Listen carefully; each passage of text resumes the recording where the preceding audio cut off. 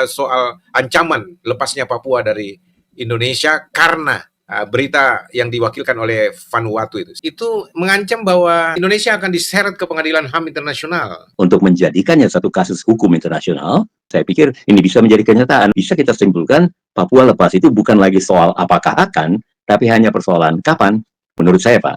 Oh no. Friends, welcome to the Manuscript Papua YouTube channel. Selamat datang di channel YouTube Manuskrip Papua.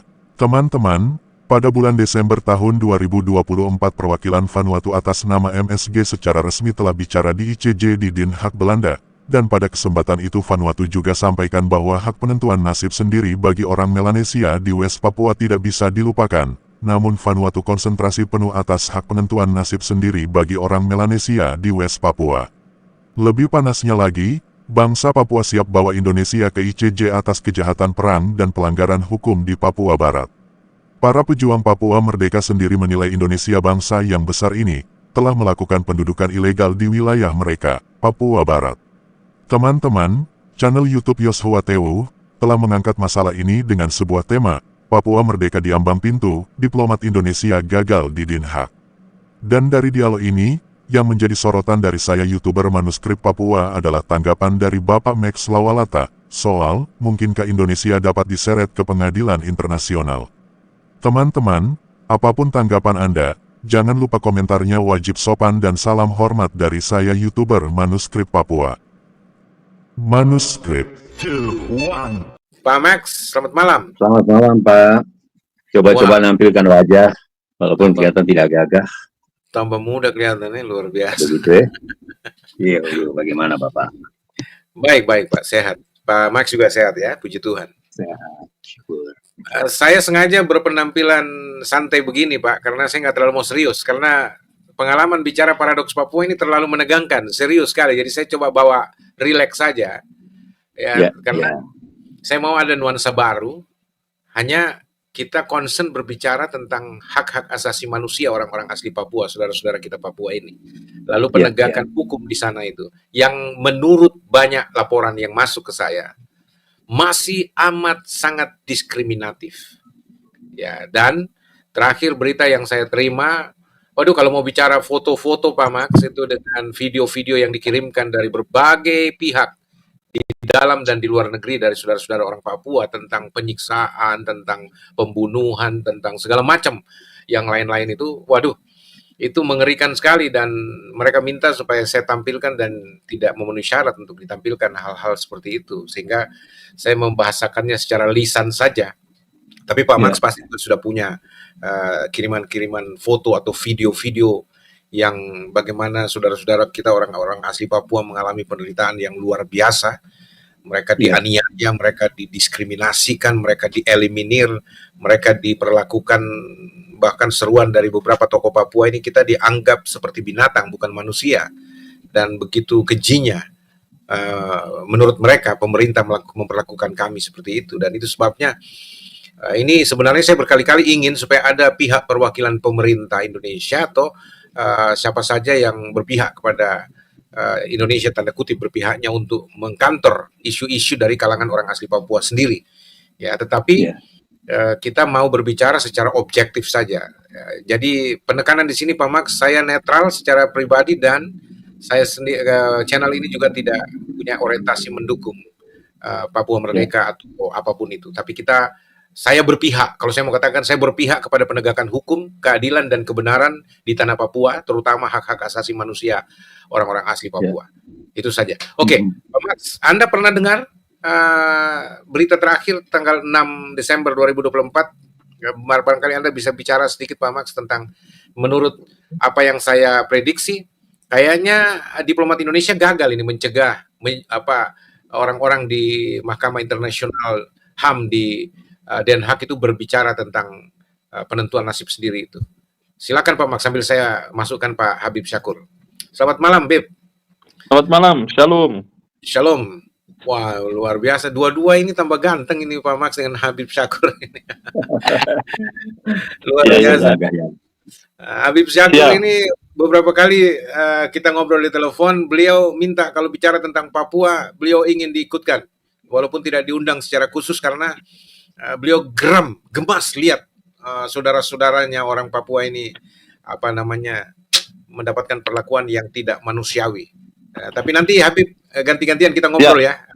Siap. Dari Pak Max dulu. Saya mau tahu karena Pak Max Siap. ini gudangnya informasi internasional, Habib. Ya, beliau Siap, ini siap, siap. luar biasa, punya pengetahuan wawasan yang sangat luas, termasuk Papua dan Maluku dan banyak hal. Oke, Siap. silakan Pak Max Lawalata. Apa yang Anda ketahui dan bagaimana kaitannya dengan HAM soal ancaman lepasnya Papua dari Indonesia karena itu berita yang diwakilkan oleh Vanuatu itu. Silakan Pak Max. Baik, saya off-kan kamera dulu supaya lebih bebas bergerak ini. Tempatnya Tidak masalah. nyaman. Ya, begini Pak Joshua. Ya, saya tipe orang yang kalau ada suatu masalah apapun itu dalam kenyataan hidup ini ataupun kalau di bidang kita di kerohanian dan sebagainya, saya tipe orang yang kalau ada masalah, saya menuju kepada penyebab utama dari masalah itu.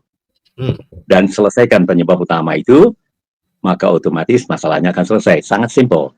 Karena itu pada waktu pertama kali dengan Bapak Yosua di acara Paradoks Papua dulu, saya pikir setahun lalu itu ya, saya mau berbicara tentang 4 akar masalah Papua yang ditemukan oleh suatu lembaga yang memang sangat pantas menemukan satu hasil riset ya, itu hasil riset dari sebuah lembaga riset nasional Indonesia. Nah, saya mengarah ke situ. Apa sebetulnya akar masalah dari Papua? Mengapa demikian? Karena semua masalah itu merupakan cabang dari akarnya. Pohon yang tumbuh itu pada gilirannya itu adalah sumbernya ya akarnya. Nanti segala cabang dan daun-daun buah yang matang, yang baik atau tidak baik, daun yang kering atau tidak, itu semua bermasalahnya pada akar dari dan pemeliharaannya ya. Oke, tambah dengan pemeliharaan itu. Nah, kembali kepada itu, saya pakai LIPI punya, sorry kalau agak kembali ke masa lalu, tapi saya pakai itu sebagai dasar, sebagai patokan saya untuk kemudian bicara apa konteks hari ini. Begini, menurut LIPI 4 akar itu saya simpulkan bahwa akar pertama dan utama yaitu sejarah dan status politik integrasi Papua ke Indonesia itu bermasalah. Kan 4 akar masalah Papua. Akar masalah pertama adalah sejarah dan status politik Papua integrasi ke Indonesia. Itu kalimat yang dihadirkan oleh LIPI. Kalau kita lihat kontennya, uraian tentang sebelum kalimat itu lahir, maka isinya sebetulnya lebih tepat dikatakan sejarah dan saya sedikit tambah baru saya masuk ya. Nah, demikian. Maka saya kembali karena lebih kepada aneksasi. Maka buah-buahnya ya begini nih Pak Yosua. Salah satu sampai kepada International Court of Justice. Karena tidak ada justice di Papua, sehingga dan justice bagi orang Papua itu sulit, itu istilah saya, sulit diharapkan, mungkin bahkan mustahil diharapkan tanpa ada dorongan internasional. Bukan hanya justice saja dalam konteks ini hukum dan berbagai aspek masalah kehidupan. Nah, jadi kalau secara khusus kalau kita kaitkan dengan apa yang terjadi di Den Haag itu, salah satu daripada akibat dari perbuatan yang lalu itu, akar itu, yaitu tidak ada justice di keadilan ke dalam hukum di sini. Di Papua minim mungkin bahkan nol. Perlakuan yang dialami oleh orang Papua asli, kehilangan tanah, kehilangan nyawa, kehilangan dan sebagainya, tidak ada justice itu. Nah, justice itu harus dihadirkan. Bagaimana hadirnya justice itu? Sepertinya dan fakta menunjukkan dibutuhkan campur tangan internasional. Sehingga kalau dikaitkan dengan apa yang terjadi di Den Haag 6 Desember yang lalu, memang internasional sudah melihat justice harus ditegakkan di Papua dan justice tidak akan tegak tanpa campur tangan internasional. Begitu Pak Joshua. Ya. Maaf kalau saya salah tadi terlalu jauh di akar, maaf. Saya silakan dikoreksi saja, dibuang saja itu bagian itu. Tapi saya mau dirikan pernyataan saya di atas sebuah dasar. Dasarnya adalah itu, dan di atas dasar itu saya bisa kita katakan tidak ada banyak hal yang tidak merupakan hak orang Papua tidak muncul. Salah satu kalau konteksnya adalah International Court of Justice (ICJ) di Papua di Belanda, maka hal keadilan, hal justice bagi orang Papua. Nah, itu yang mesti ditegakkan dan nampaknya sekarang sudah di tangan internasional, International Court of Justice. Demikian Pak Joshua dan teman-teman yang lain. Terima kasih banyak. Oke Pak Max, suara saya masih kedengaran kan? Masih Pak, masih sangat bagus. Oh, terima kasih.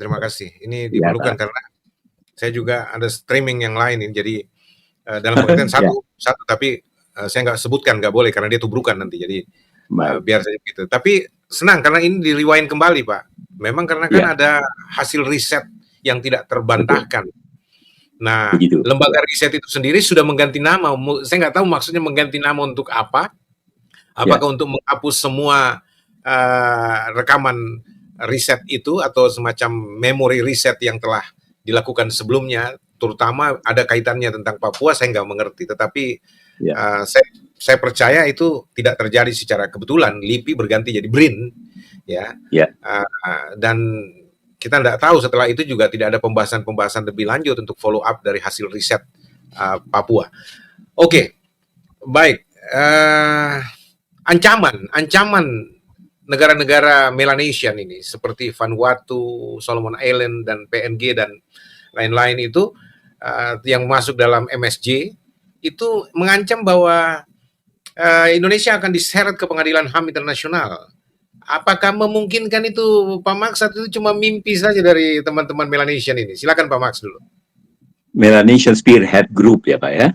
Itu satu wilayah di Melanesia di South Pacific ya. Dari South Ya. Pacific Commission bla bla bla yang daftar sejarahnya itu ada Melanesia, Polinesia dan Micronesia. Nah, ini Melanesia.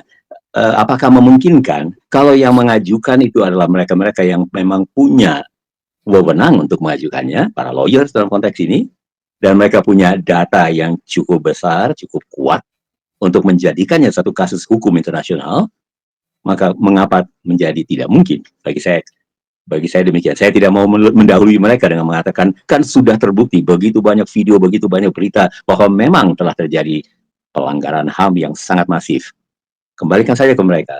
Mereka adalah para ahli. Jika mereka memang para ahli di bidangnya dan mempunyai profesi, kepastian profesi di bidang lawyer sebagainya, di bidang itu, lembaga yang mereka pakai pun bukan sesuatu lembaga yang nasional lagi, tapi sudah multinasional, Melanesian Spearhead Group, MSG, dan struktur hukum internasional memungkinkan hal itu terjadi, sehingga bisa saja mereka, saya pikir ini bisa menjadi kenyataan. Agak terlalu sederhana untuk berpikir apakah mereka akan berhasil mengajukan kasus ini. Persoalan berhasil mencapai tujuannya itu hal kedua. Tapi yang pertama, berhasil membawa kasus ini ke internasional.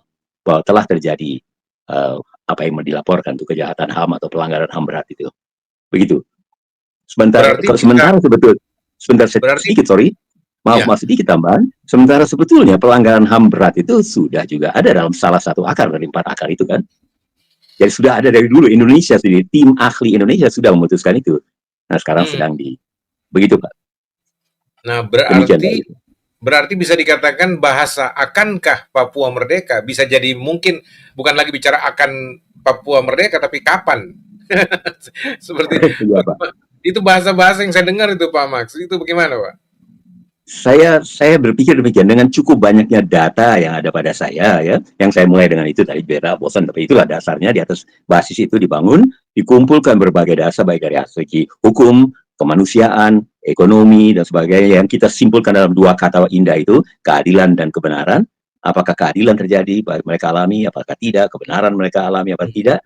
Dari segala aspek itu telah terbukti, terlihat, mungkin jangan pakai kata terbukti dulu, telah terlihat memang benar telah terjadi hal-hal yang sangat buruk dan sudah ditangani dengan satu sistematika yang tepat, sehingga dengan demikian bisa kita simpulkan Papua lepas itu bukan lagi soal apakah akan, tapi hanya persoalan kapan, menurut saya Pak.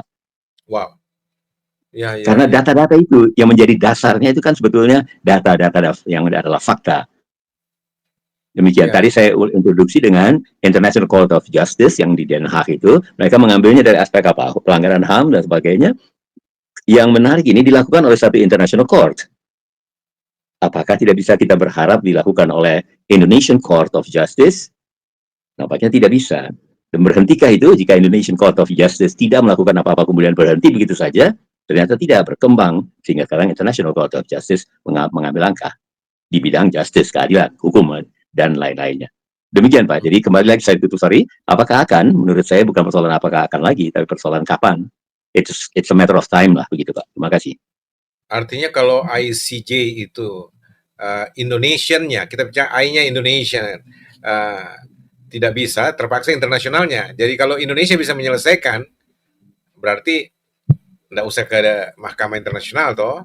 Tapi kalau Indonesia tidak bisa menyelesaikan secara internal masalah HAM ini, wah terpaksa berhadapan dengan pengadilan HAM internasional. Ya baik, Iya, terima kasih. Dan isunya memang yang paling berat mereka angkat dari hak hak asasi manusia HAM itu. bukan persoalan tidak mau, Pak. Bukan persoalan tidak mampu, sorry, tapi tidak mau, Pak. Sebetulnya, Oh, kalau pendapat saya dari membaca begitu banyak informasi ya, begitu dari berbagai sumber, ini lebih tidak mau dan pengalihan isu dari status politik yang dipertanyakan dan pelanggaran HAM dialihkan ke isu marahnya orang Papua karena tidak dibangun. Sehingga penekanan oh, proses programnya yang dilakukan dari internal kita adalah bangun mereka, bangun pembangunan jalan raya sehingga mereka tidak tersisihkan dan sebagainya. So, dengan harapan itu bisa, bukan dengan harapan, itu saya punya pernyataan. Tujuannya, targetnya tentu melalui pembangunan itu paling tidak ada laporan kami sudah peduli pada orang Papua. Tapi dari pembacaan saya pertama ini, orang Papua mengatakan bukan di situ masalahnya. Itu akibat dari akar utamanya.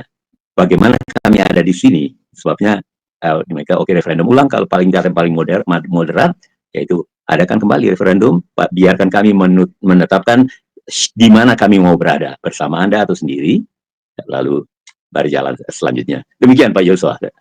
baik, baik. Terima kasih. Jeda sebentar Pak Max. Ya. Saya mau tanya ini secara spesifik. Beb, menurut Anda sebenarnya apa penyebab pemerintah tanda kutip salah penanganan terhadap orang-orang asli Papua ini?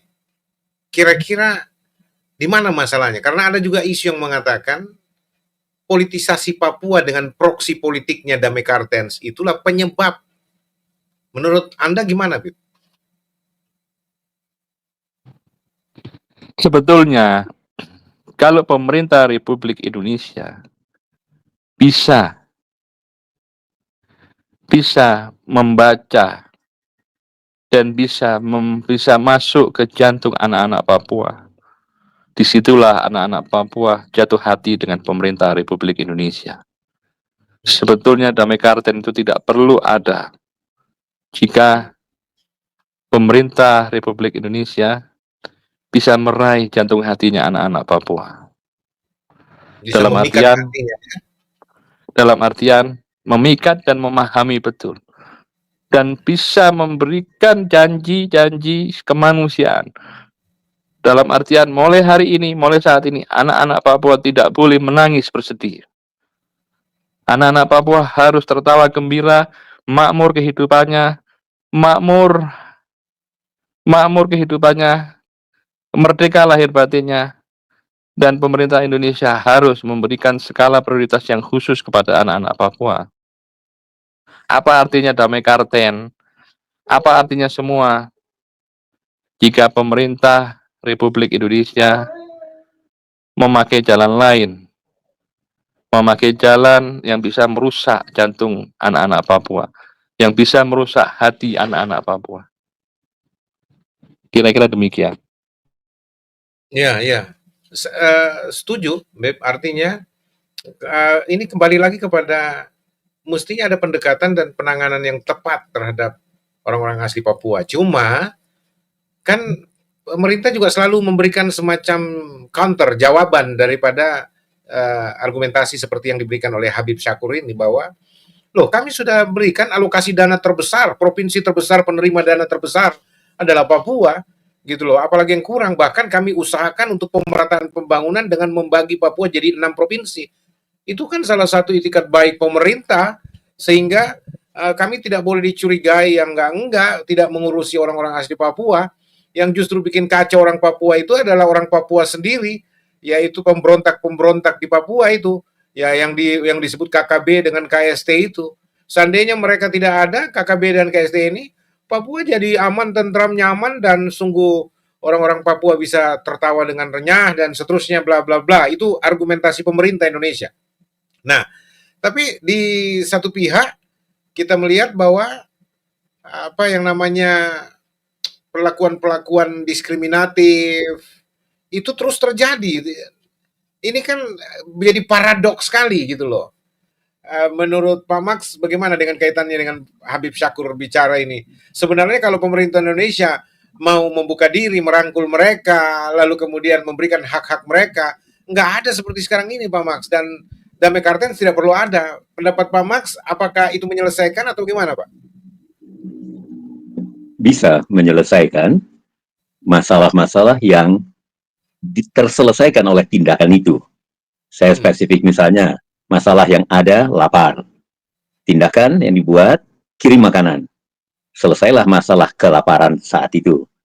Sakit, kirimlah dokter, obat-obatan. Selesailah masalah sakit itu. Demikian kan dalam kehidupan manusia ada masalah-masalah dan kita membantu ikut pemerintah yang menaungi rakyatnya, melakukan program-program menyelesaikan masalah-permasalah itu, setiap masalah dari rakyatnya. Tapi seperti, maka maaf, saya ke akar. Itu yang mesti dicabut, akar dari masalah itu. Dan kapan pemerintah bertindak untuk mencabut akar itu? Sehingga masalah-masalah di permukaan, kurang majunya pendidikan, kurang terbangunnya Papua, menderitanya orang-orang Papua, masalah-masalah yang ada itu diselesaikan, bisa, tapi tetap tidak menyelesaikan apa yang di bawah di landasan. Dan itulah suara Papua sebetulnya ke situ, Bapak.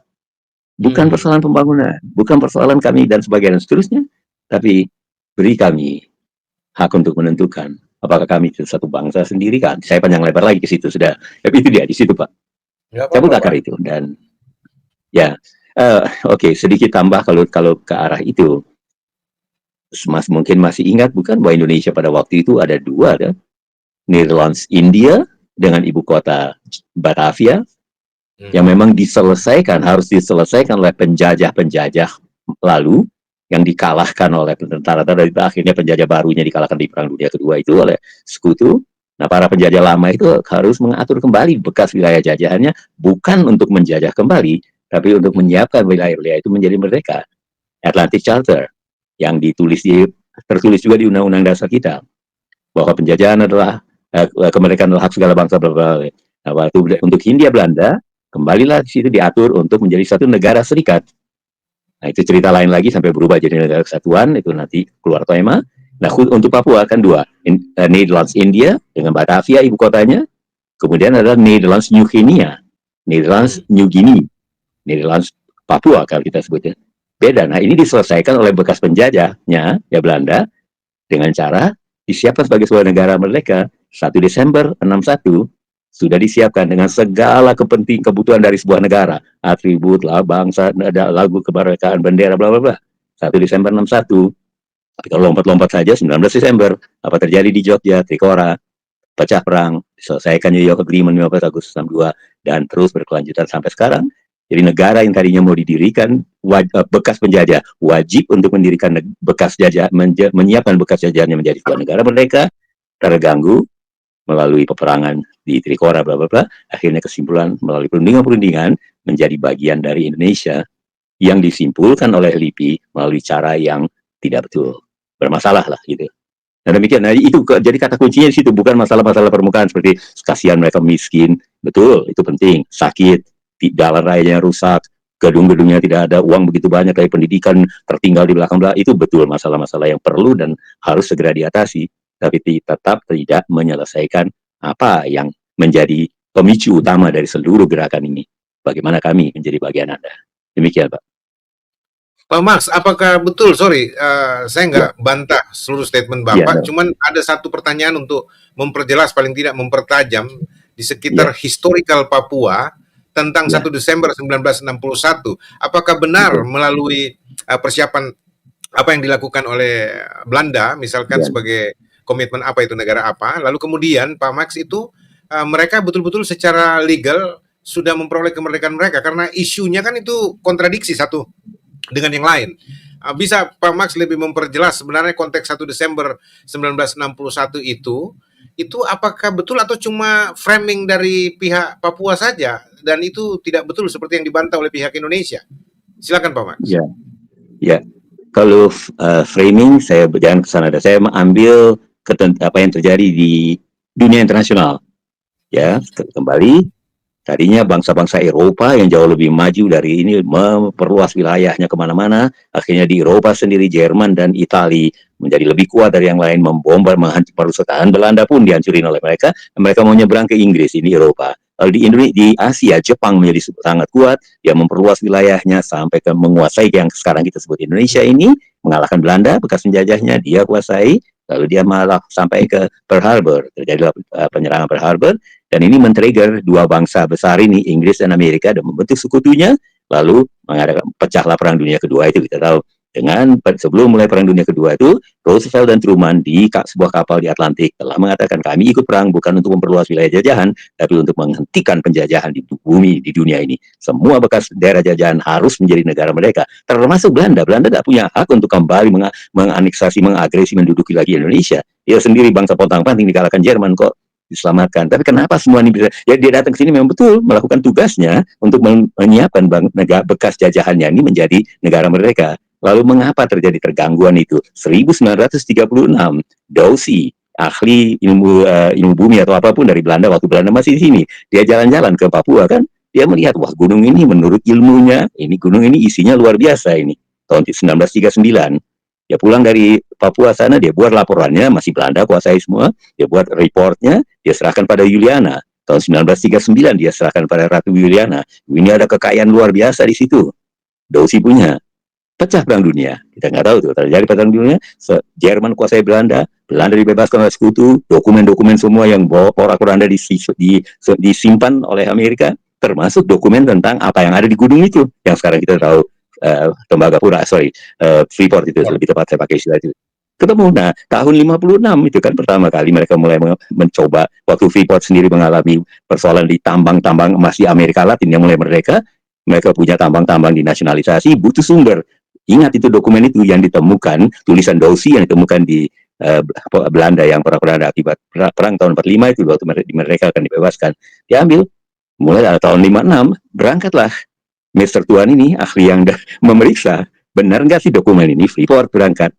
Nah, Freeport temukan deh hasil penyelidikan mereka tahun 1956, ternyata jauh lebih banyak yang diduga oleh Dawsey tahun 39 dengan cara sederhananya. Mereka datang dengan peralatan yang cukup lengkap. Wah, ini gunung ini kaya raya penuh sesak, harus kita miliki.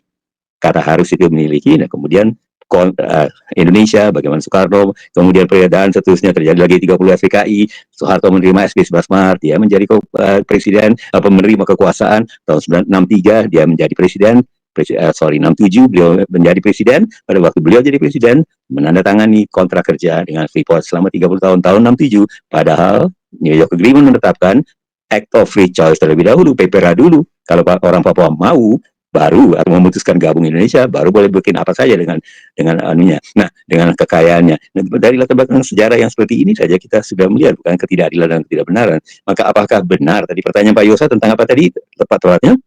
Tadi apakah? Ya, apakah itu historical Papua 1 Desember Yes. itu? Jadi begini, apakah tahun 56 sejak penyelidikan tentang gunung itu, Papua sudah di Indonesia atau belum? Atau tahun 56 belum, Pak.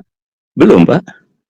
Belum. Berarti dan apakah Papua sudah menjadi negara merdeka sendiri di bawah asuhan Belanda atau bagaimana? Atau negara boneka, apa istilah itu, Pak? Ya, disiapkan menjadi negara, kewajiban dari pemenang perang kepada para bangsa-bangsa bekas penjajah internasional termasuk Belanda untuk wilayah sini, siapkan untuk mereka merdeka. Termasuk Papua. Indonesia sudah dia jalankan. Sekarang Papua yang merupakan Papua yang di bawah Belanda bernama Nederlands Eugenia. Dan bahkan mungkin masih ingat waktu saya sentuh seluruh South Pacific yang disebut South Pacific Commission, yang di situ ada tiga kelompok bangsa besar, Melanesia, Micronesia, Polynesia. Di Melanesia ini yang MSG tadi, Melanesian Spirit Group, dari seluruh dari tiga kelompok bangsa yang ada di South Pacific yang bernama South Pacific Commission, semua sudah merdeka, Pak. Semua sudah merdeka. Tinggal Papua. Polynesia masuk. Polynesia, Melanesia, dan Micronesia itu di South Pacific, Pasifik Selatan. Mereka membangun satu komisi namanya South Pacific Commission. Tiga kelompok besar ini. Semua bangsa. Kalau saya tidak salah, Polynesia itu kan, mohon maaf, Maluku kan, Maluku. Polynesia itu kan bukan Melanesia toh, Maluku ini kan, Pak Polynesia. Nah, apakah itu juga menjadi dasar RMS berdiri waktu itu? Saya cuma mau tanya ini, saya juga belajar. Saya belum ke situ, tapi memang betul, Pak. Salah satu penandatangannya dari itu adalah orang Maluku, Pak. Itu nantilah kita ke sana. Salah satu penandatangannya adalah orang Maluku. Oh gitu. Pacific Commission itu. Ya semua mereka sudah merdeka. Kalau kita bicara demikian ya kecuali Papua. Nah kalau mau ditarik lagi dan Maluku, tapi nanti sudahlah itu kita masuknya lain karena tadi itu Pak pendekatan Bapak 1 Desember itu sah, resmi atau rekayasa. Nah kalau bicara itu poinnya Maluku tidak bisa karena Maluku tidak ada 1 Desember pengalaman 1 Desember ala 1 Desember ya. Tidak ada saat yang di mana Belanda sendiri menyiapkan bekas dan jahatnya menjadi negara merdeka. Di Maluku tidak pernah terjadi Belanda sendiri menyiapkan Maluku menjadi negara merdeka. Itu lah, tapi kita keluar jangan ke situ dah. Ini kembali ke Papua. Jadi satu pertanyaan Bapak kan 1 Desember tahun 61 itu kan pada waktu Iya, itu iya. kewajiban internasionalnya. Belanda itu negara kalah perang, Pak. Dihancurkan oleh Jerman Italia di sana. Dia diselamatkan oleh sekutu. Kewajiban yang sekutu sekali lagi. Atlantic Charter, baca saja Pak itu Truman dan Roosevelt. Kemerdekaan adalah hak segala bangsa. Stop dengan penjajahan. Nanti kalau si penjajah, 3 penjajah yang luar biasa besar di Jepang, di Asia, Jerman dan Italia, di Eropa, kalau mereka sudah dikalahkan semua, bebaskan, merdekakan semua bangsa. Para penjajah kembali, atur para penjajah bekas jajahanmu, siapkan mereka jadi negara. Itu sebabnya Belanda kembali ke sini, ini di laut India, Jakarta, untuk menyiapkan Indonesia jadi negara merdeka. Waktu itu ya siap menjadi negara Indonesia Serikat, Republik Indonesia Serikat. Tapi kenapa dia jadi NKRI ya itu cerita lain lagi nanti keluar konteks. Tapi RIS pada waktu itu. Sementara untuk Papua New Guinea, Belanda melangkah ke situ. Oke, kamu juga saya siapkan jadi negara. 1 Desember 61. Jadi apakah itu rekayasa, boneka dan sebagainya dari pihak Belanda itu bukan boneka, itu bukan rekayasa, tapi kewajiban Belanda yang dibebaskan, dimerdekakan melalui Perang Dunia yang kita sebut Perang Dunia Kedua oleh kekuatan sekutu. Dia wajib menyiapkan bekas jajahannya menjadi negara merdeka. Dan dia melangkah untuk Papua. Bekas Netherlands New Guinea, dia melangkah tanggal 1 Desember 91 itu sudah lengkap seluruhnya dengan simbol-simbol negara dan sebagainya. Diintervensi 18 hari kemudian 19 Desember 61 Trikora. Nah, kenapa semua bisa berhasil, kekuatan Trikora bisa berhasil? Karena 56 hanya 5 tahun sebelumnya si Freeport sudah ambil keputusan emas itu harus jadi milik kami. Yang ternyata jauh lebih besar dari dugaan si Dawsey yang menemukannya tahun 36. Jean Jacques Dawsey. Ini jauh lebih banyak. Ini harus jadi milik kami. Gimana caranya? Situasi politik seperti itu. Mari kita dukung. Siapa yang mau menguasai Indonesia? Ini kita bisa baca sendirilah ya. Siapa yang didukung Soeharto, bla bla bla. Tapi dengan catatan Papua emas itu buat kita ya. Ya waktu Pak Harto sudah jadi presiden. Padahal dia 11 kan SP 11 Maret itu 66 Pak. Dia jadi pemegang kekuasaan. Jadi presiden tahun 67, langsung Pak tanda tangan kontrak itu 30 tahun. Waktu itu Pak Joshua kan masih tanya, apakah masih berlaku? Saya bilang sudah diperpanjang sampai sekarang.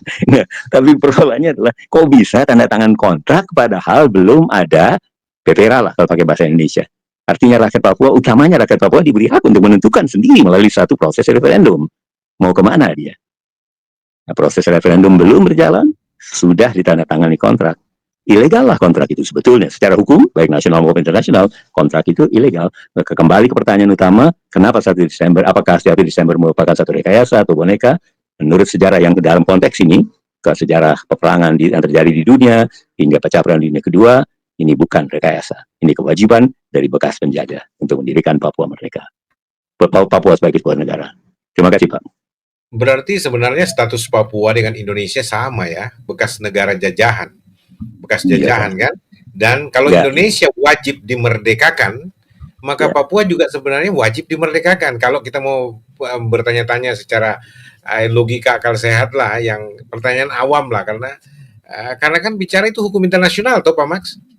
Saya pikir demikian. Mereka sudah belajar juga teman-teman Eropa yang memang jauh lebih maju. Mereka menguasai seluruh dunia, Pak. Jajahan Belanda sampai waktu Belanda menjajah daerah sini, mulai datang tahun 17-an, kemudian menguasai daerah sini. Daerah sini pun belum ada namanya kan? Apa wilayah ini namanya apa sebetulnya? 1850. Seorang membuat cerita, ini daerah ini apa sih namanya? Dia buatlah nama Indusnesos. Baru lahir istilah Indonesia akhirnya 1850, Pak. Baru ada istilah itu lah. Oh, jadi 1850-an. 50. Istilah itu dilahirkan untuk melaporkan kegiatan Belanda yang ada di wilayah sebelah timurnya India. Yang belum ada nama. Ya Netherlands India, Belanda punya acara nama, lalu diciptakan dia penulis ini, maaf saya lupa namanya, dia menciptakan istilah Indusnesos. Pulau-pulau di sebelah timur India, pulau-pulau Hindu yang kemudian bertumbuh menjadi Indonesia. nama itu. Mhm. Sementara Manado itu jauh sudah ada sebelum ada Indonesia, Pak. Oh, berarti orang Lah Manado kita lebih jauh tua lebih dari berarti orang Manado lebih itu tua kan dari orang Indonesia ya?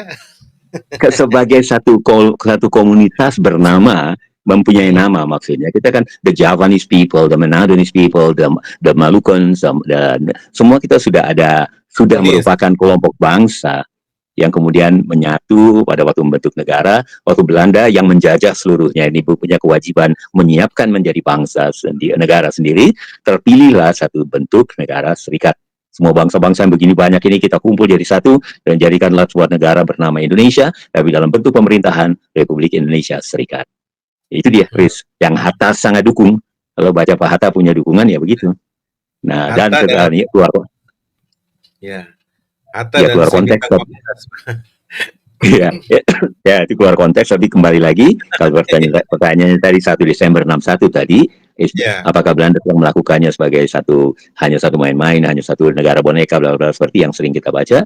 Yang saya pahami dari segi sejarah dunia, peperangan di dunia ini yang terjadi, ini bukan satu pembentukan negara boneka, dan sebagainya, tapi adalah kewajiban Belanda sebagai bekas penjajah, menyiapkan bangsa-bangsa bekas jajahannya menjadi sebuah negara merdeka. Begitu, Bapak. oke. Oke lah Pak, taruhlah Ya, itu masa lalu sejarah. betul, Pak. Papua dalam faktanya sekarang adalah Indonesia. Di Ya, dalam Indonesia, bagian betul. dari Indonesia. Ya, Ya istilahnya kalau toh itu boleh kata tidak sah dalam konteks politik internasional misalkan. Tetapi ya, bagi saya itulah hebatnya Indonesia, Pak. Bagaimana politisasi Indonesia itu bisa ya. menahan Papua dengan harta kekayaan yang berlimpah itu menjadi bagian integral dari Indonesia. Saya secara pribadi mengatakan itulah hebatnya orang Indonesia. Ya, tetapi Yes. di satu pihak juga paradoksalnya ya termasuk bodohnya orang Indonesia. Kenapa? Dia kuasai Papua, tetapi emasnya tidak dikuasai karena yang kuasai emasnya adalah Amerika. Kira-kira seperti Ya, itu kan? Nah, ya. dari Sehingga catatan Nah, sehingga dari sorry saya tambah, sehingga kata hebat tadi, hebatnya Indonesia, kata hebat itu harus dalam tanda petik tentunya, maksud Bapak, oh maksud Pak iya, Yusuf. iya, saya lupa. Tanda petiknya ya karena ya, ya itulah Ya, yang benarnya seperti itu kan. mungkin bisa, kalau memang saya orang Indonesia, ya, kita harus melihat juga positif, ya tidak terlalu cari kelemahannya pada Indonesianya, ke Indonesia dan keindonesiaan, tapi Hmm. tuntutan khusus dari luar. Nah, pemenang perangnya ini loh, pasti Amerika ini yang jahatnya mereka, sorry, bukan seluruh Amerika, semua orang Amerika dan juga bukan pemerintah yang sekarang, pemerintah yang waktu itu. Mereka mendesain seluruhnya. Tanpa mereka mana mungkin ini bisa terjadi semua, Pak. Apa yang terjadi? Tanpa bantuan dari mereka. Ya Belanda mau nggak mau harus tunduk ya. Dia juga sekutu menolong mereka kalau tinggal lepas dari Jerman. Dan begitu Pak. Ya udahlah, jangan masuk ke hal yang terlalu luas. Begitu saja Pak. Ya, jadi itu yang ini kan kita bicara historikalnya Pak. Kenapa saya senang bertanya ini? Ya. Karena saya masih mau belajar terus ini Pak. Karena dulu waktu pelajaran sejarah waktu masih sekolah Pak Max, jujur saya suka bolos. Kalau saya Pak, saya hadir. Tapi saya Oh sering hadir, hadir. Ya, makanya Pak tapi Max yang lebih banyak hafal. iya bukan Pak. Tapi yang saya pelajari lain Pak. Oh, Yang diajarkan lain sama sekali. wah lebih parah lagi Ya dong. udahlah. Jadi Itu. sebenarnya kalau saya Oke, bolos-bolos juga silahkan sebenarnya nggak ada kredit poinnya ya. silahkan baca lah buku-buku sejarah Indonesia yang diajarkan kepada anak-anak kita di tingkat SD, SMP, atau SMA masih ada pelajaran sejarah lagi atau tidak, saya sudah lama meninggalkan itu. Tapi coba bacalah sejarah pergerakan nasional. Ya, apakah itu satu kesalahan? Tidak, harus ditulis demikian demi kebangsaan. Nah, waktu kita Iya. sekarang dengan keuntungan majunya sistem teknologi informasi, just a click away kita bisa kemana-mana, Pak. Pak Intinya Max, kan ini demikian menarik kan? ini Pak. Pak Max, Ya, menarik. Sorry, saya salah sedikit karena ada hal yang kayaknya menggelitik saya untuk masukkan satu pertanyaan yang ya, ya, ada sedikit kaitan di dunia kemisionarisan yang lagi rame-rame sekarang juga ini. Berarti ya, kalau kita ambil contoh misalkan nih Pak, yes, Indonesia punya sejarah sebenarnya itu tidak murni, artinya tidak original. Ada unsur rekayasa di dalam membangun sejarah Indonesia, apalagi kaitannya dengan Papua misalkan. Ini banyak sekali pertanyaan-pertanyaan seperti itu. Apa betul sejarah Indonesia seperti itu? Karena yang diajarkan kepada kita di sekolah-sekolah formal dari SD sampai universitas ya seperti yang kita terima sampai sekarang yang nggak berubah ini. Tapi ternyata dalam perspektif lain di kalangan orang Papua sendiri, Melanesian dan dunia internasional, kita dengan informasi yang terbuka ini ternyata berbeda sejarahnya ini. Berarti bisa ternyata sejarah itu direkayasa ya Pak Max ya. Ya, karena gini, kenapa saya katakan begitu? Karena juga di kalangan konteks keimanan kekristenan ini juga ada gereja-gereja yang merekayasa sejarah, Pak, sampai semuanya harus berfokus pada mereka. Walaupun ini keluar konteks, tapi tapi saya cuma mau dapat peneguhan dari Pak Max. Ternyata sejarah bisa direkayasa ya, Pak. Artinya juga ini contoh Mesir ya. Dalam catatan Alkitab bahwa Yahudi pernah dijajah 350 tahun loh oleh Mesir. Ada di dalam perbudakan Mesir. Tapi dalam sejarah Mesir, Pak, tidak ada catatan itu. Mereka tidak pernah menjajah Yahudi. Tapi faktanya itu di dalam Alkitab dikatakan seperti itu. Berarti Mesir merekayasa sejarahnya sendiri untuk kontroversi dengan Alkitab. Indonesia bisa seperti itu, Pak Max? Kata sejarah itu super luas, Bapak. Ya kalau saya langsung mengatakan Indonesia telah merekayasa sejarahnya, saya tidak bijaksana untuk menjawab demikian. Karena sejarah kan luas sekali, Pak. Sejarah apa? Sejarah tentang ini, sejarah tentang budaya Indonesia, sejarah tentang bahasa Indonesia, sejarah tentang pembentukan bangsa, sejarah tentang program, tentang perjuangan kemerdekaan Indonesia dan sebagainya. Banyak sekali sejarah, cerita masa lalu tentang hal-hal tentang Papua, Pak. Ya, dalam konteks ini lebih baik saya lebih fokus pada ini tentang sejarah Papua, lebih khusus lagi, lebih sempit lagi, sejarah sampai bagaimana Papua bisa menjadi bagian integral Indonesia. Lebih fokus ke situ. Nah, itulah yang bermasalah. Dan siapa yang mengatakan bahwa itu bermasalah? Kalau pakai istilah Bapak, terpaksa banyak rekayasa dalam cerita itu, dalam cerita sejarah bagaimana Papua menjadi bagian integral Indonesia, sehingga hukum negara Indonesia bisa berlaku di Papua. Bagaimana itu sejarahnya? Yang mengatakan bahwa itu rekayasa bermasalah, belum tidak rekayasa, tapi ada masalah utama di situ. Yang mengatakannya ya juga kita orang Indonesia, para ahli riset Indonesia, Lipitari, maaf kembali ke situ. Tapi itulah dia. Jadi sejarah seluruhnya saya nggak berani bilang semua salah. Nggak bisa, saya nggak punya wewenang untuk mengatakan itu. Saya nggak punya data. Kalau tanya lu ngomong asal bunyi itu nggak punya. Tapi kalau dalam konteks ini yes, ya betul Pak. Lebih selain bagaimana menjadi bagian Indonesia. Sejarah itu yang sangat bermasalah. Ya Pak. Sangat bijak. Sepertinya Pak Max ini susah dijerat ini. Ya, karena kita mengakui kan Pak, manusia kan ada batasnya Pak. Betul, kita semua tahu kan, we are not God himself kan, kita bukan Tuhan itu sendiri, kita punya batas. Pada waktu kita membicarakan apa yang memang yang kita ketahui, lalu demikian Pak.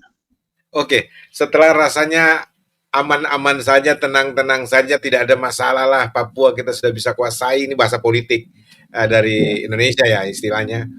Tapi di balik layar Pak, di bagian lain, orang-orang Papua yang tidak puas ini terus memperjuangkan hak kemerdekaan mereka. Ini bahasa mereka ya Pak, yang sudah terbuka luas lah kita bicara. Nah, sampai pada berujung 6 Desember kemarin 2024 yang terakhir ini ya Pak, saya kasih lihat dulu videonya. Mungkin Bapak lihat sebelum Habib Syakir saya naikkan lagi, coba lihat ini videonya ini Pak. Madam Vice President, members of the court, I have the honor to address you this morning on behalf of the Melanesian Spearhead Group, MSG, which brings together the Republic of Fiji, the independent state of Papua New Guinea, Solomon Islands, Vanuatu, and the Kanak Socialist Liberation Movement of New Caledonia, FLNKS. New Caledonia is a non-self-governing territory, and the FLNKS represents the indigenous Melanesian Kanak people. The peoples of West Papua and Torres Straits are also our Melanesian brothers and sisters. Iya, kalau saya terjemahkan dibicarakan begini Pak. Pada tanggal 6 Desember itu, kalau kita sebentar. Ini ada sedikit gangguan di sini. Ya. Saya nggak tahu kenapa kalau Paradoks Papua ini naik banyak sekali gangguannya nih Pak. Ada banyak korslet sana sini, saya juga bingung ini. Jadi gini, saya terjemahkan ya. Jadi hari Jumat tanggal 6 Desember 2024, perwakilan Vanuatu atas nama MSG secara resmi telah bicara di ICJ. ICJ tadi apa kepanjangannya Pak Max? Itu International Court of Justice. Justice Court itu of hukum, Justice, International Court of Justice. International Ya, Court of Justice di Den Haag ya, ya, Belanda. ya, Nah, pada kesempatan itu Vanuatu juga sampaikan bahwa hak penentuan nasib sendiri bagi orang Melanesia di West Papua tidak bisa dilupakan. Namun Vanuatu konsentrasi penuh atas hak penentuan nasib sendiri bagi orang Melanesia di West Papua. Dan ya, bangsa Papua siap bawa Indonesia ke ICJ atas kejahatan dan pelanggaran hukum atas aneksasi Papua Barat dan sedang melakukan pendudukan ilegal. Itu disampaikan di dalam sidang di Den Haag, Pak. Nah, ya, dari hal seperti ini, Pak, yang sepertinya tidak berhenti mereka menyuarakan hak untuk lepas dari Indonesia, untuk merdeka itu. ya. Sebenarnya apakah ini tidak diketahui oleh Indonesia? Tapi saya bilang dengan munculnya mereka ini, bahkan di PBB juga berapa kali John Anari berhasil menyuarakan dan seterusnya. Ya. Apakah bisa dianggap diplomat Indonesia gagal untuk mencegah suara-suara ini muncul di sidang-sidang internasional, Pak Max? Habib sabar ya. Silakan. Ya, yang pertama apa yang dikatakan oleh beliau ini di International Court of Justice, di mana Melanesian Spearhead Group yang terdiri dari bla memikirkan tentang our Melanesian brothers and sisters in West Papua, di Papua Barat, tentang hak mereka untuk menentukan pendapat sendiri. Apa yang beliau katakan merupakan pengulangan dari hasil almarhum Muridan dan kawan-kawannya. Memang mereka belum pernah menentukan nasib sendiri mau kemana hasilnya. Makanya saya kembali ke situ, itu akarnya itu kan di situ, Pak. Mereka belum, Pak, our Melanesian brothers and sisters has never decided by themselves to be part of Indonesia. They are forced to do that. Mereka Itu tidak pernah memutuskan. Itu yang Jadi mereka sejalan katakan kejahatan. Itu yang mereka lakukan Dan itu- kejahatan ya. Ya, dan itu sebetulnya resounding kan, hanya mengulangi apa yang telah dihasilkan oleh kita sendiri, dan pernyataan LIPI sangat sejalan. Mereka tidak pernah memutuskan. Nah, kalau baca detailnya yang disampaikan oleh Pak Muri dan almarhum dan kawan-kawan, pada waktu itu ada sekitar 500 ribuan orang Papua yang sebetulnya berhak ikut dalam referendum menyampaikan pilihan mereka. Tapi yang terpilih menyampaikan memberi suara kan hanya 1025 orang, Pak. Dengan berbagai alasan ini terjadi di daerah yang sulit, jauh dan sebagainya, maka dipilih hanya 1025 orang dari sekitar 500 ribuan orang yang pada waktu itu punya hak, orang dewasa ya, yang punya hak untuk memilih. Tapi saya waktu itu bilang 500 ribu, ada beberapa kawan saya mengatakan, terlalu moderat Anda itu Pak Mas. Kami waktu itu sudah 700-an ya, whatever lah. Tapi inilah yang dibunyikan kembali oleh tadi kawan kita yang tadi Bapak kutip tadi. Momentum di mana menjadi bagian Indonesia itu adalah momentum yang perlu diperbaiki. Dia resounding itu our brothers and sisters, Melanesian brothers and sisters in West Papua. Mereka tidak pernah memutuskan akan menjadi bagian Indonesia. Dan sejalan kan Pak dengan apa yang dikatakan oleh Pak Muri dan teman-teman itu tahun 2000, saya pikir 2000 kapan tahun 1900 kalau salah. Nah, kemudian tidak pernah ditangani dan sampai sekarang Pak. Nah, internasional sudah mulai ikut campur. Apakah akan terjadi nanti? Cara paling moderatnya nanti adalah referendum ulang. Cara paling moderat berdasarkan hak bangsa Papua adalah berikan mereka kesempatan untuk kembali melakukan referendum. Apapun keputusannya itulah. Walaupun rada mustahil referendum, tapi kalau sampai itu terjadi, menurut Pak Max, apakah Papua bisa lepas? Hasilnya, karena dunia kan ada yang atur semua kan. Nanti pada waktu ada referendum kan pasti akan juga diselenggarakan oleh pihak ketiga. Sama seperti pada waktu akan referendum yang pertama itu, hasil dari New York Agreement, United Nations Temporary Executive Authority, UNTA, yang harus melakukan proses pemilihan umum, Act of Free Choice itu. Tapi UNTA kemudian dibubarkan dan diserahkan pelaksanaannya kepada Indonesia.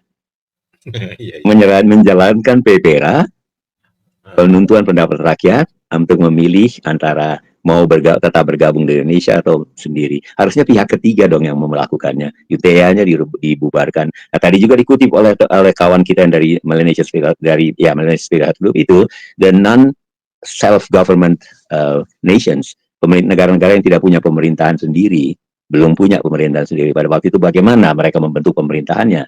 Mereka belum punya. Papua termasuk daerah-daerah yang tidak punya pemerintahan sendiri. maka PBB bertindak agar supaya mereka bisa secara demokratis menentukan bagaimana bentuk negara mereka mau kemana dan sebagainya. PBB melakukannya melalui pemilu, Tapi act of dengan free choice dalam kondisi bahasa mereka. betul.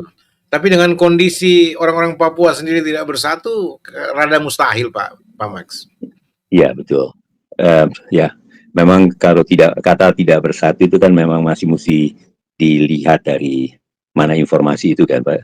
Ketidakbersatuan, karena kebersatuan itu atau kesatuan umumnya itu memang sesuatu yang tidak pernah terjadi 100% kesatuan. Tidak pernah terjadi 100% satu pendapat semua. Tapi kata orang 50% plus satu sudah menang. Nah, angka itu kalau sekarang kalau kita lihat sepintas lalu ya, saya cuma ikuti beberapa hal saja di Papua, tidak terlalu jauh. Saya pikir bukan 50+1 Pak sekarang yang sudah bersatu. Saya pikir di 80% ke atas Pak. Tapi kan Memang Papua tidak, sekarang Pak bukan cuma OAP Pak. Orang Papua termasuk orang-orang yang non OAP itu kan ya, juga punya KTP Papua. Jadi kalau mereka betul. diikut sertakan di dalam komponen itu, saya pikir dengan 6 provinsi baru ini Ya, ya itu yang saya bilang tadi hampir mustahil walaupun tidak ada yang ya, mustahil ya, bagi orang percaya. betul.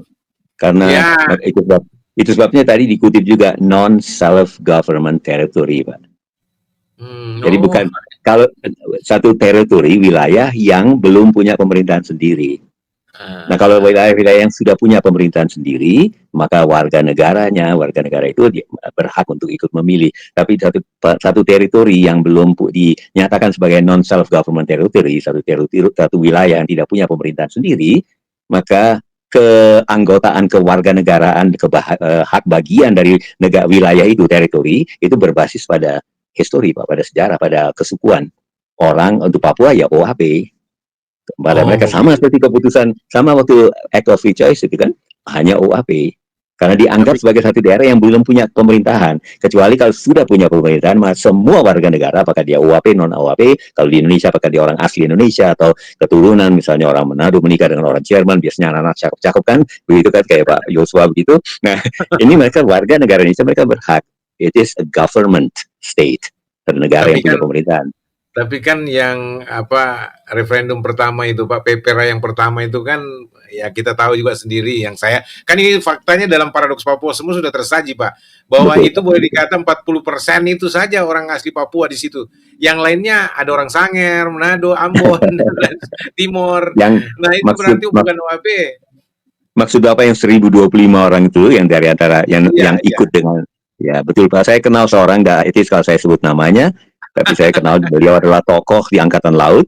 Dia yang katakan, saya ikut memberi suara Pak. Kalau saya lihat dia tipenya memang dia seperti teman-teman dari timur ya gelap, rambut keriting dan sebagainya. Ya betul Pak. That's true. 40% saya nggak tahu. Angka itu 40%, Pak Yusuf lebih tahu, lebih ini apakah saya baru tahu waktu Paradoks Papua diselenggarakan kan terbuka semua itu Pak. Ya, yang saya baca, yang saya tahu itu dari kawan tadi, dia bukan orang Papua, tapi dia ikut memberi suara, dia pejabat, dia seorang petinggi di Angkatan Laut, itu saja disebutkan. Tapi kemudian yang saya baca adalah di bawah ancaman moncong senjata. Wow. Pelaksanaan itu dilakukan di bawah ancaman moncong senjata, dan itu tentu melanggar prinsip keadilan dan kebenaran. Oke. Begitu Pak. Pak, sepertinya perlu dicarikan obatnya Pak, supaya yes, sir. Kalau terjadi referendum untuk Papua karena upaya untuk melepaskan diri dari berbagai kalangan orang Papua di luar negeri, di dalam dan di luar negeri ini, yang berbicara soal hak penentuan nasib sendiri ini, itu kan cukup terstruktur, sistematik dan masif dilakukan oleh orang-orang asli Papua sendiri. Nah, kalau saya potong sedikit. TSM yang Bapak pakai itu tadi lebih tajam lagi dengan judul yang Pak Yosua pakai untuk acara ini, di ambang pintu. Di ambang pintu, Pak. Iya, ini kan karena apa? Ini hasil reportase Pak dari 6 Desember kemarin itu. Dengan ini akumulasi kan dari banyaknya gerakan-gerakan di PBB, di Den Haag, di Belanda, di Austria, di mana? Banyak sekali saya dapatkan. Itu saya nggak cari Pak, datang sendiri di WhatsApp saya. Ya, dan makanya saya juga bingung ini. Bahkan banyak desakan bilang, Pak Yosua jangan berhenti dong Paradoks Papua supaya kami juga punya forum berbicara. Karena media-media Indonesia nggak kasih kesempatan kami untuk menyuarakan hak kami. Taruhlah Ya. nggak bicara hak untuk merdeka, tetapi hak untuk diperlakukan manusiawi saja kami nggak bisa bicara, Pak. Kami mau mau tetap di Indonesia, tapi harus mendapatkan hak-hak kami seperti yang dikatakan Habib Syakur itu pun kami tidak dapatkan gitu loh. Jadi ini yang makanya kenapa Habib Syakur juga terus mau berbicara. Nah sekarang kita mau berbicara tentang kalau misalkan bisa diobati, Pak, dengan dipenuhi hak-hak asasi manusia, lepas dari hak untuk memerdeka, tetapi mereka diperlakukan sebagai anak-anak yang mendapatkan haknya sama gitu loh. Ya dalam bisnis, pendidikan, kesehatan, pelayanan, bahkan harus lebih spesial karena mereka punya rumah sendiri, mereka punya harta kekayaan, tetapi mereka tidak bisa menikmati itu dan kemudian mereka misalkan dalam hak untuk berbisnis pun mereka dimanipulasi menurut beberapa orang itu, kayak beberapa orang Papua pernah datang ke tempat saya dan berbicara, mereka bisnis aja Pak, mereka nggak dapatkan kuota yang sama dengan pendatang-pendatang dan diskriminatif betul dan seterusnya. Nah, menurut Habib Syakur, Bib, saya ke Habib dulu ya Pak Max sebentar. Habib Syakur, kalau misalkan hak-hak mereka dipenuhi Pak, mereka diterima oleh pemerintah, misalkan taruhlah orang-orang OPM yang dari dulu minta dipertemukan, difasilitasi supaya berbicara dengan pemerintah, supaya mereka juga mengungkapkan apa yang menjadi kehendak mereka, unek-unek mereka, karena mereka juga berjuang untuk rakyat mereka Pak. Menurut Habib sendiri, kalau ini dipenuhi oleh pemerintah Indonesia, apakah mereka masih mau merdeka? Pasti tidak, atau bagaimana Pak Habib? Silakan Bib. Pemerintah yang harus memperbaiki komunikasi dengan anak-anak Papua. Betul. Iya. Pemerintah itu harus memilih proaktif merangkul ya.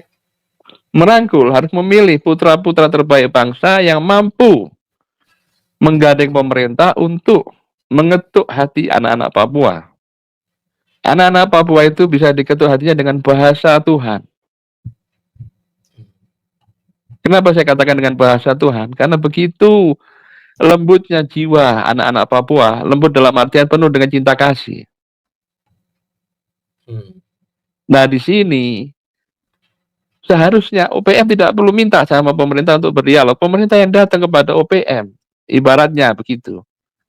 Pemerintah yang datang kepada anak-anak Papua, bila perlu, Presiden Prabowo, bila perlu, saya dengan sangat hormat, dengan segala kerendahan hati, saya meminta Presiden Prabowo untuk bisa duduk bersama anak-anak Papua yang betul-betul memegang teguh idealisme peradaban Papua. Jadi di situ asli nilai kasih sayang dalam kemanusiaan muncul antara orang tua dengan anaknya. Disitulah curahan kasih sayang Ibu Pertiwi turun. Disitulah berkat Tuhan selalu menaungi anak-anak Papua bersama pemerintah Indonesia. Karena kita ini dilahirkan dengan jiwa cinta kasih. Dan yang memegang teguh cinta kasih dalam kemanusiaan itu anak-anak Papua. Walaupun kita berjuang dengan diplomasi di dunia internasional, ya kemungkinan berhasil juga besar. Tapi sebaiknya kita sebagai pemuka agama di dalam kenyataannya yang harus kita hidupkan harmoni kebangsaan, itu kita wajib mengetuk hati Presiden Prabowo untuk bisa duduk bersama anak-anak Papua. Bukan anak-anak Papua yang dipilih untuk berdialog, tapi anak-anak Papua yang terpilih dari Tuhan untuk berdialog kepada Presiden. Ya. Ya. Ini menarik bahasanya ini. Jadi bukannya anak-anak Papua, OPM lah segala macam yang mengemis-ngemis minta dibukakan pintu dialog. Tetapi mestinya presiden atau pemerintah lah yang aktif untuk merangkul. Kalau merangkul Pak berarti tanpa kekerasan dong. Kalau tanpa kekerasan berarti operasi damai Karten sudah harus dibubarkan, tidak perlu ada lagi. Apalagi sudah bicara tentang tidak ada lagi yang namanya KKB toh, kelompok kriminal bersenjata, tidak ada lagi KST. Ya, tidak ada lagi itu yang namanya penjahat-penjahat pengacau di sana. Yang ada ya TPNPB, ini separatis perjuangan kemerdekaan yang mereka bentuk OPM itu misalkan Pak. Ya, berarti itu kan urusan tentara bukan urusan polisi. Nah, Betul. mestinya polisi ada dalam posisi mengayomi seluruh rakyat di Papua, khususnya Betul. orang-orang OAP, dan mencarikan mereka tempat yang baik supaya terhindar dari pertempuran-pertempuran antara TNI dengan TPNPB OPM. Tapi yang Betul. terjadi, orang-orang Papua, orang-orang asli Papua, Pak, dalam fakta yang saya terima banyak laporan ini, mereka tidak mau lari ke kota, Pak. Tidak mau lari minta perlindungan polisi atau pemerintah karena mereka justru takut. Yang mereka lari justru di hutan-hutan, di lereng gunung, di tempat-tempat jadi pengungsi-pengungsi yang tidak jelas hutan rimbanya di mana mereka, Pak. Daripada mereka lari ke kota-kota minta perlindungan pemerintah, lebih bagus mereka minta perlindungan alam. Itu yang saya dengar, Pak. Nah, ini kan berarti something wrong, ada sesuatu yang salah yang membuat mereka jadi ketakutan kalau mau minta berlindung kepada polisi, misalkan. Nah, bagaimana menurut Pak Habib untuk memperbaiki citra kepolisian ini? Apalagi sekarang cukup banyak ya masalah di kepolisian, termasuk proyek Damai Kartens ini, Pak. Ini apakah sudah perlu dibubarkan atau apa menurut Pak Habib Syakur? Ya, saya menyikapinya satu hal saja. Salah besar pendekatan dengan cara-cara yang sangat kasar dan keras. Nah, mestinya tidak perlu pakai Damai Karten. Mestinya Damai Karten itu harus dievaluasi secara total. Wow. Yang harus berhadapan dengan anak-anak Papua, maksudnya gini, Adalah orang-orang kayak kita nih. pemerintah Republik Indonesia harus menjadi tamu yang agung bagi anak-anak Papua. Siapa yang menjadi tamu yang agung? Adalah Presiden. Presiden harus memberikan rasa nyaman, aman, tentram kepada anak-anak Papua secara keseluruhan, bukan anak-anak Papua yang dipilih. Karena anak-anak Papua itu adalah anak-anak yang selalu mengharapkan perlindungan langsung dari Tuhan. Tuhan selalu melindungi anak-anak Papua. Jadi rasa keimanannya sangat tinggi dan rasa solidaritasnya sangat kuat. Jadi di dalam mata kepala anak-anak Papua itu kepolisian tidak ada artinya apa-apa menurut saya. Karena apa? Kepolisian Republik Indonesia yang berdinas sebagai Damai Karten Papua itu tidak bisa menempatkan dirinya sebagai manusia sejati, manusia yang penuh cinta kasih. Maaf saya katakan secara ekstrim demikian, karena permasalahan Papua itu harus diselesaikan dengan kasih sayang dalam kemanusiaan yang langsung turun tangan dari Presiden Bapak Prabowo Subianto. Amin.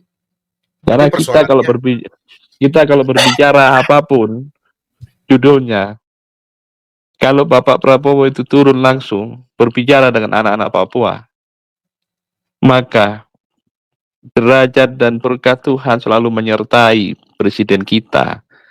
Karena presiden kita telah rendah hati merangkul anak-anak Papua. Di situ saya yakin.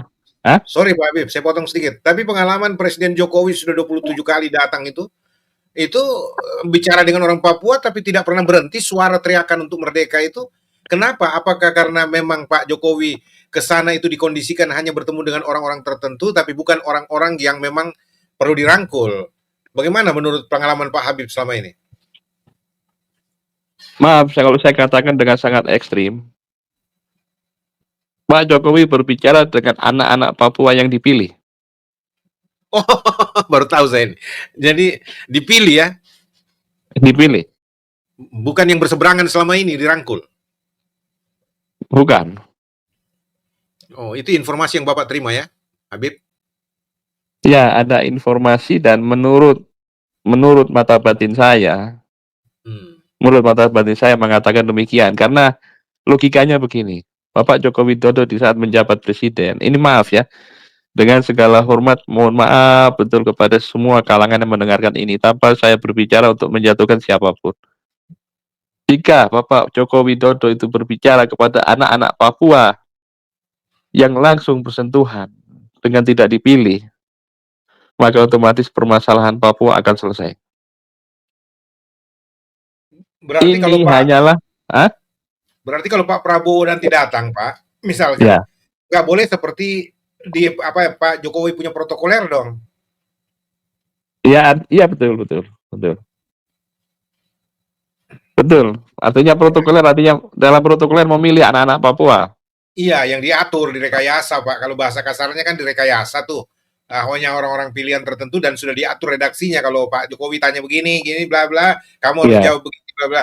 Itu sebenarnya tidak boleh kan? Kalau kita mau murni, Pak tidak Prabowo tuh boleh. harus datang dan merangkul mereka, menerima mereka apa adanya dan mendengarkan aspirasi mereka. Kalau toh ada suara teriakan minta mereka merdeka, difasilitasi untuk referendum dan sebagainya, mestinya dengan besar hati Pak Prabowo mendengar semua dan coba membicarakan, menegosiasikan dengan baik tentang apa-apa yang perlu buat mereka ke depan. Kira-kira seperti Betul, itu, Pak. betul sekali. Saya secara psikologis saya katakan, kalau Pak Prabowo berhadapan dengan anak-anak Papua, ibaratnya berhadapan dengan anak-anaknya sendiri. Hmm. Dan Dia sebagai anak-anak dia Papua sebagai ini, bapak ya. kenapa? Artinya begini, dia ambil posisi sebagai bapak, father terhadap Iya, anak-anak Papua itu, sebagai anak-anaknya gitu ya. betul, betul. Dan Ya saya taruhlah anak itu yakin, bandel. Taruhlah anak itu bandel. Tapi namanya anak-anak juga ya harus dispesialkan toh, diberikan perhatian lebih toh untuk supaya mereka iya, bisa diinsafkan, disadarkan seperti itu. iya, bukan bukan cuma terus anak bilang sama bapaknya nanti, Pak, siapa saya belum makan, Hmm. Pak saya sakit. Tidak. Pasti anak itu akan bilang sama bapaknya, Bapak ini rumah saya, tapi Hmm. saya tidak aman. Bapak Ya. ini rumah saya, tapi saya tidak tenang. Hmm. Pasti jawabannya ini pasti ya, ini perkiraan saya ya. Pasti jawabannya kalian akan nyaman, tenang, tidur di rumah kalian. Hmm. Dan tidak mungkin setelah itu terjadi, itu duduk bersama terjadi, tidak mungkin ada tindak kekerasan yang lain. Ya. Jadi kalau rekomendasi tidak langsung ini Pak Habib mewakili banyak suara barangkali mengatakan sudah waktunya Damai Kartens dievaluasi secara total supaya untuk menjembatani pendekatan kasih sayang terhadap anak-anak Papua tanpa kekerasan, begitu ya? Betul. Betul sekali. Oke. Mudah-mudahan ini didengar oleh pihak istana. Tapi jangan juga kita di framing lagi nih Pak Max. Artinya kita bicara begini lalu orang bangun framing lagi, ini provokasi dan sebagainya. Ini kan memang banyak sekali. Bagaimana Habib? Kalau saya tidak takut di framing, saya bicara apa adanya untuk anak-anak Papua. Demi kebaikan anak-anak Papua, demi kebaikan bangsa dan negara kita Republik Indonesia. Saya tidak peduli dengan framing-framing itu. Saya hidup sudah selesai dengan diri saya sendiri. Saya tidak cari popularitas. Saya tidak cari harta kekayaan untuk membela Papua, tidak. Saya menginginkan anak-anak Papua tetap menjadikan teladan bagi Indonesia. Oke, luar biasa. Nah, Pak Max, ini sesi akhir kita ini, bagaimana pendapat Anda, Pak, dengan semua perkembangan yang terakhir terjadi ini? Karena saya lihat juga di antara orang Papua sendiri ini terjadi multi konflik, multi kepentingan, dan multi perspektif. Menurut Pak Max, gimana Pak? Kemultian itu yaitu fakta hidup Pak. Di bidang agama saja satu buku bisa multi tafsir. Satu kitab suci multi tafsir sehingga ada aliran ini, aliran itu. Ya, tahu saya masuk lebih jauh ke sana. Tapi itu kemultian tadi ya, hal-hal yang sifatnya multi, banyak ya, berbagai tafsir. Namun kalau kembali ke apa yang sedang kita hadapi, Papua, karena ini konteksnya adalah Papua, sebagai akhirnya, sebagai penutup bagi dari sesi ini dari saya, bahwa landasan kita sebagai negara ini yang tidak tepat, kalau yang terlalu ekstrim bilang salah, lebih baik tidak tepat gitu. Seperti tadi saya kutip, saya nyatakan Perang Dunia Kedua selesai, harusnya semua bekas penjajah menyiapkan negara menjadi merdeka, menjadi bangsa bekas jajahannya, menjadi sebuah negara merdeka. Belanda telah melakukannya bagi Nederlands India dan untuk berdiri sebagai negara Indonesia Serikat, Republik Indonesia Serikat. Nah, masuk ke konteks itu sekarang. Memang demikian harusnya Republik Indonesia Serikat. Nah, kalau sekarang Jadi dengan Papua, kata sorry saya potong Pak. Jadi dengan ya, kata lain Pak Max mau katakan bahwa Papua ada dalam penjajahan Indonesia. bukan demikian Pak. Saya mau masuk ke, tadi saya bilang kan saya akan masuk ke intinya lagi. Ya, negara Indonesia Serikat. Tapi kita kemudian Indonesia yang bekas Nederlands India berubah menjadi negara kesatuan. Lalu kasus Papua, waktu Papua yang sebetulnya sudah menjadi merdeka, negara disiapkan sebagai negara merdeka, dijadikan bagian dari sebuah negara kesatuan. Nah, sebagai penutup saya terpaksa ke sini Pak. Kita Indonesia tidak tepat, tidak pantas, tidak cocok, atau lebih kasarnya salah kalau menjadi atau berdiri sebagai sebuah negara yang memiliki bentuk kesatuan. Nanti panjang lebar ke sana lagi, tapi inilah akar masalah utama kita, negara kesatuan. Saya kutip saja pernyataan ahli dalam bidang ini, yaitu bahwa sebuah negara kesatuan harus memenuhi 4 kriteria. Saya sudah pernah sampaikan ini. Kriteria apa itu saja, baru boleh pakai bentuk negara kesatuan. Pertama, negara itu harus dominan daratan, kontinen. Yang kedua, negara tersebut relatif tidak luas. Yang ketiga, relatif tidak banyak jumlah penduduknya. Yang keempat, relatif tidak majemuk masyarakatnya. Ini para ahli kembali memutuskan, menyimpulkannya demikian. Barulah bentuk negara kesatuan. Kalau kita lihat, negara kita ini, Indonesia, tidak memenuhi 4 kriteria itu. Kita pulau-pulau banyak. Indonesia itu maha luas, maha banyak, nomor 4 terbesar di dunia, dan sangat majemuk. Nah, pada waktu dijadikan negara kesatuan, tidak cocok tadi, apa dampaknya? Menurut ahli lagi, akibatnya akan terjadi dominasi mayoritas atas minoritas. Kalau tidak memenuhi 4 kriteria itu, pakai bentuk negara kesatuan, pasti terjadi dominasi mayoritas atas minoritas.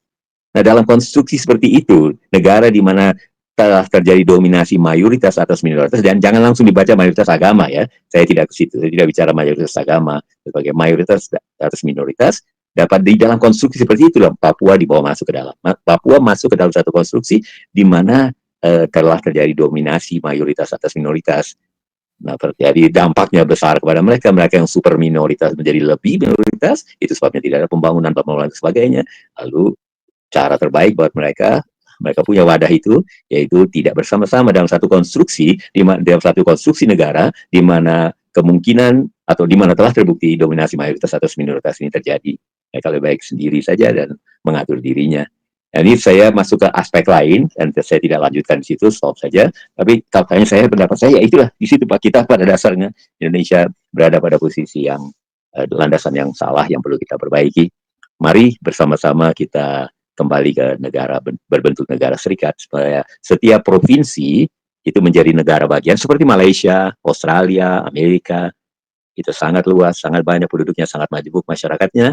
Marilah biarkan daerah-daerah itu, provinsi-provinsi menjadi negara bagian, berhak membuat undang-undang sendiri, peraturan sesuai dengan keadaannya, memiliki undang-undang dasar sendiri masing-masing, tapi komit sebagai satu bangsa. Dan itulah mimpi dari Hatta yang berseberangan dengan Soekarno pada waktu dirinya Indonesia. Demikian Bapak. Ya, ya. Tapi kan katanya Indonesia itu sudah penuh itu, Pak. Otonomi daerah, otonomi khusus. Itu kan sudah menunjukkan bahwa walaupun namanya berbeda, tapi kan pemilihan-pemilihan kepala daerah saja tidak sentralistik, Pak. Apa tidak bisa diterima konsep Indonesia sekarang ini bahwa setiap provinsi itu walaupun bukan negara Indonesia Serikat, Republik Indonesia Serikat misalkan, tapi kan sudah menunjukkan bahwa Indonesia memberikan hak otonomi daerah, penyelenggaraan pemilunya sendiri untuk kepala daerahnya. Ya, walaupun barangkali bukan seperti United States, negara-negara bagian, tetapi itu sudah terpenuhi dengan otonomi daerah, otonomi khusus, daerah istimewa, dan lain sebagainya. Itu konsep politik Indonesia, bukankah sudah mewakili semua yang Pak Max katakan tadi? Well, agak panjang menjawabnya, saya pakai pengalaman pribadi saja Pak. Saya pernah berjuang untuk mendapat satu posisi politik, sehingga di tangan saya ada otoritas politik yang bisa saya pakai untuk memperbaiki keadaan. Yaitu bersama dengan Bapak Prabowo menjelang 2009. Ini saya sebutkan saja, kalau ini direkam dan keluar ya semua. Pak Prabowo dengar juga dia tahu lah, atau Pak Hashim saya tahu lah. Ya, bersama beliau, mencoba memperjuangkan beliau di 2009, pada tahun 2009, gagal. Nah, visi ini, kerinduan ini untuk tetap untuk memiliki satu jabatan politik sehingga punya otoritas politik dan memakai otoritas itu untuk memperbaiki keadaan, kemudian berlanjut salurkan melalui Pak Jokowi dan Pak Ahok menjadi gubernur Jakarta DKI 2012. Berhasil, salurkan, berusaha untuk mendapat itu melalui mendukung Pak Jokowi menjadi presiden tahun 2014 dan berhasil.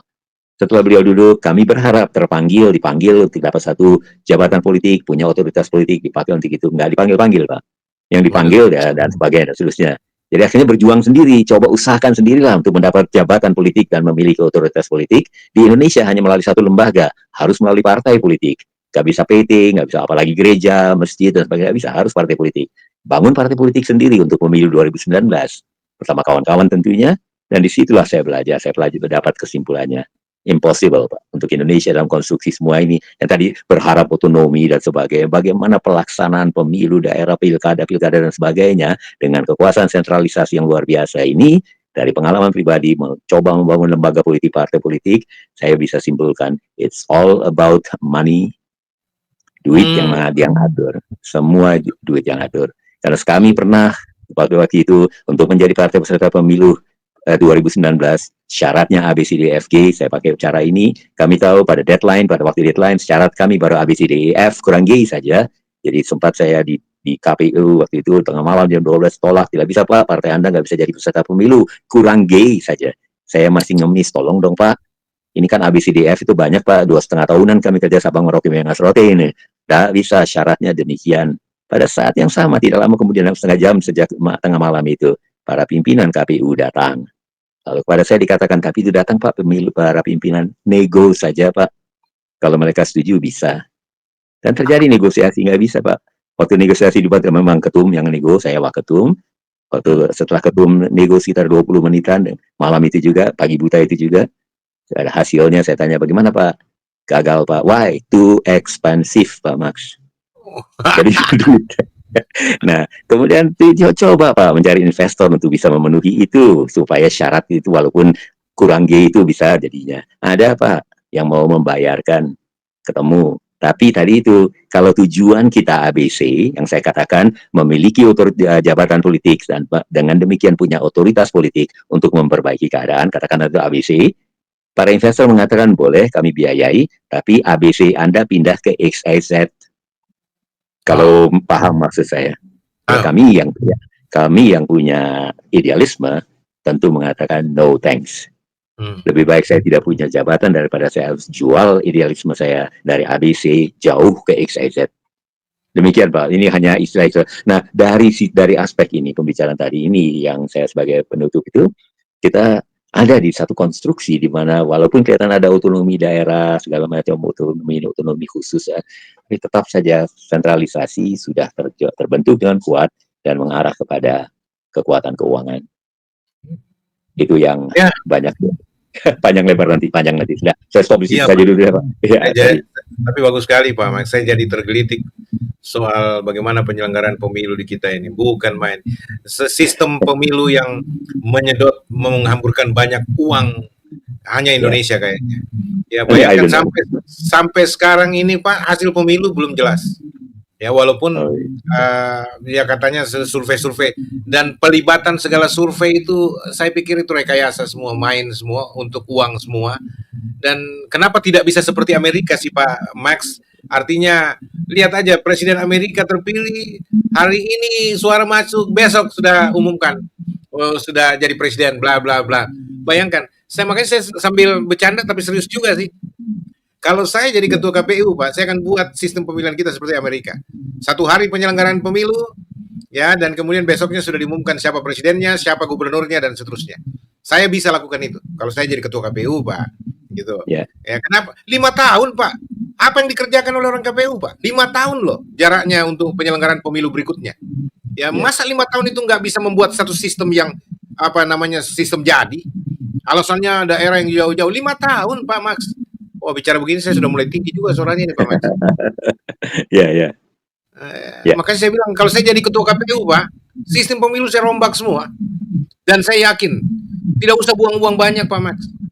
Itu kan apalagi Indonesia sudah punya segala macam infrastruktur global communication atau information itu udah Ya. cukup lah begitu Pak. Ini kita merasa kayak dibodohin kayak orang nggak berpendidikan sama sekali kita diperlakukan di Indonesia ini dengan sistem seperti ini. Ya, Ya. mungkin saya salah tapi ini kan perspektif saya Pak. Ya. Diterima apa nggak diterima ini perspektif Joshua Tehu gitu loh Pak. Ya. Karena saya juga Betul, pernah Pak, jadi ya. ketua KPPS Pak. Oh, ya. Saya juga terlibat beberapa kali dalam pemilihan. Jadi saya tahu sistem itu. Dan yang paling Ya. parah itu suara-suara yang masuk bisa dipindah-pindahkan, Pak. Ya, itu menurut laporan-laporan yang saya terima dari sistem-sistem yang berjalan. Kenapa? Karena ya itu tadi, ada kelompok elit tertentu di Indonesia yang menguasai itu. Ya, jadi ya kita nggak ngerti, Pak. Tapi katanya seperti itu dan faktualnya begitu. Karena itulah Ini, Pak, istilah oligarki itu demikian populer kan. oh begitu. Itu fakta, Pak. Oligarki fakta. Tapi Oli itu orang mana Pak? Pamgarki ya? Dia orang Ambon atau orang Manado itu? Itu kalau dia sorry, sebut nama lagi. Ada Pak Oli Dondokambe, tapi bukan beliau ya. Sorry Pak Oli. Pak Oli. sorry. Ya demikian lah Pak. Oke, baik Pak. 1 menit rekomendasi apa yang Bapak memberikan untuk percakapan malam ini kepada pemerintah dan nasihat spiritual mungkin atau nasihat moral kepada saudara-saudara kita orang Papua. Silakan Pak. Ya, saya tetap pada panggilan saya sekarang, yang saya kalau bicara nasihat spiritual, apa yang menjadi dasar apa yang saya lakukan selama saat ini, itu mulai 2018 ke atas, yaitu Amos 5 ayat 24. Biarlah keadilan bergulung-gulung seperti air, dan kebenaran seperti sungai yang selalu mengalir. Memang itu saya terpanggil untuk menegakkan keadilan dan kebenaran dalam banyak kasus, dalam seluruh aspek yang kemana saya terpanggil ke arah itu, khususnya dalam konteks Papua dan demand mereka, tuntutan mereka, dan bagaimana perlawanan, bagaimana mau dimatikan. Maka konteksnya adalah biarlah keadilan dan kebenaran dinikmati oleh orang Papua. Dalam hal apa? Mereka menjadi kaya raya, mereka bisa menikmati kekayaannya, itu satu. Tapi yang paling mendasar, biarlah keadilan dan kebenaran dialami oleh Papua, orang Papua, khususnya dalam proses bagaimana mereka menjadi bagian dari Indonesia. Kenapa harus diksanakan? Itu tekad orang Papua sekarang, Pak. Whatever, apapun yang melakukan, kami arah ke situ. Bagaimana kami menjadi bagian dari bangsa ini.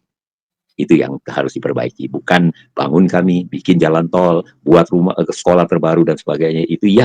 Tapi yang paling penting adalah bagaimana kami menjadi bagian dari bangsa ini. Harus hadir itu prosesnya. Harus terjadi secara adil dan secara benar. Itu saja Pak, dari pihak saya, dari saya sekarang. Terima kasih banyak. Friends, before continuing, please support, like and comment on this video, and don't forget to subscribe to this YouTube channel. God bless us all.